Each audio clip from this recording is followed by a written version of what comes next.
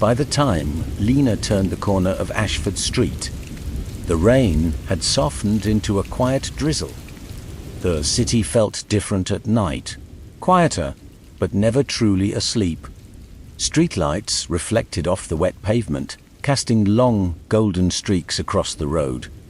It had been a long day, the kind that left her mind buzzing long after the case files were closed, dead ends. Half-truths and missing pieces lingered in her thoughts like unfinished sentences. She needed more coffee. Across the street, a small café glowed warmly against the darkness. The sign above the door flickered faintly, but the windows were bright and inviting. Midnight grounds. Lena stepped inside. A soft bell chimed as the door closed behind her. The smell of fresh espresso and baked bread filled the air. The café was small but cozy.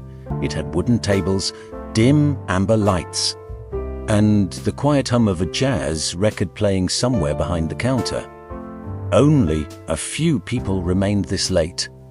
A student typing slowly on a laptop, an elderly couple sharing tea, and a man sitting alone by the window.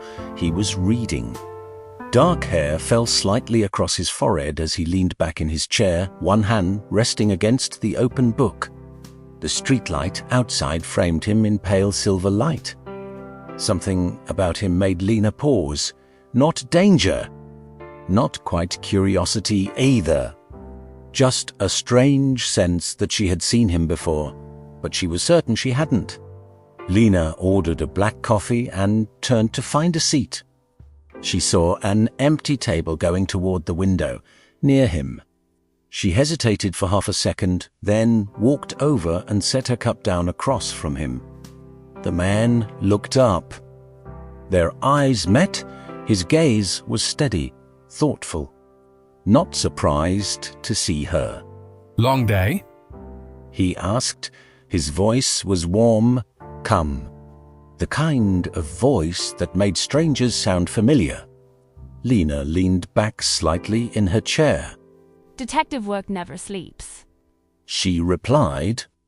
The corner of his mouth lifted in a quiet smile. Then you deserve better coffee. She raised an eyebrow. You judging the cafe already? Not the cafe. He said, closing his book gently. Just the odds. The odd? He gestured slightly toward her cup. Most detectives drink terrible coffee at terrible hours while thinking about terrible problems. Lena smirked. Sounds like you've done this before. Observed. He corrected. People watching? Something like that. She studied him. Now, he looked to be in his early 30s. Well-dressed, but not flashy. The kind of person who blended easily into a crowd while still somehow standing out. His eyes were sharp. Not the sharpness of suspicion. The sharpness of someone who noticed everything. Do I know you? Lena asked. The question slipped out before she could stop it. He didn't look offended. Instead, he seemed amused. I was wondering when you'd ask that. Her brow furrowed. So we have met? He shook his head slowly. Not exactly. That's not a reassuring answer. Depends on the question. Lena leaned forward slightly, resting her elbow on the table. All right, mystery man. Let's start simple. He waited patiently. What's your name? He held her gaze for a moment longer than most strangers would. Then he smiled. Adrian Vale. The name settled in her mind strangely, like a puzzle piece that almost fit somewhere she couldn't see yet. Lena Cross. She replied. I know. That made her pause. You know? Detective Lena Cross. He replied casually. Homicide Division. 3 commendations, 1 internal investigation that went nowhere, and a reputation for not letting things go. Lena's expression hardened slightly. I'd be worried about how much you know. Not worried. Adrian said calmly. Curious.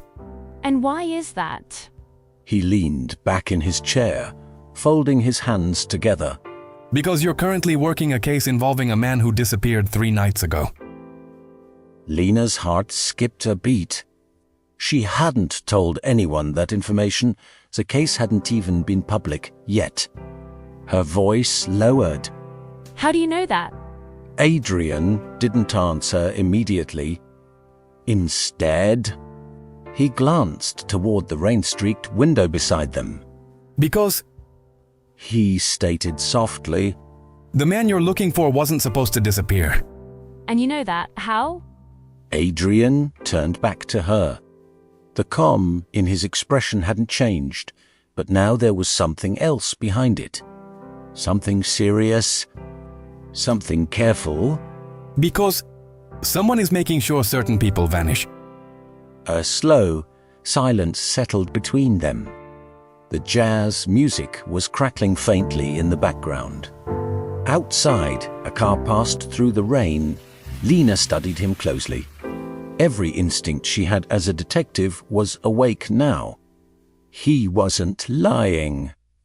But he also wasn't telling her everything. All right. Let's try this again. Adrian waited. Why are you talking to me? For the first time, his smile faded completely. Because you're the only detective who might actually listen. And why would I? His eyes met hers again. Steady, certain. Because the case you're working on He paused. is about to get much bigger than a missing person. Lena felt the tension in the air shift.